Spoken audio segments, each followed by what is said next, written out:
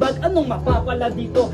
Wag naman mag-rap, kaya wag na magpanggap. Pwede ka na mag-stop, wag na magtaka, kaya ko naman talaga sabay ang mga hilig mo. Kasi kung usapan lang ng magbibigyan, baka sa akin lang apuin to. Sige, isipin mo lang, naisipin kasi baka mawala na sa isip mo. Naiisip mo na di mo talaga maabot mga nasa isip ko. Paano ba yan? Nagawa ko na ginagawa mo. Ang tanong magagawa mo, kaya yung ginagawa ko malamang hindi.